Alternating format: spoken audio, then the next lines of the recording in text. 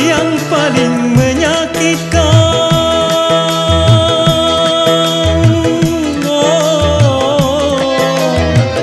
Yang paling menyakitkan hatiku ini, orang makan nangkanya, aku dapat getahnya.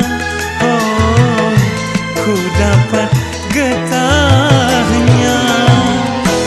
Katakanlah siapakah orang yang telah mendahului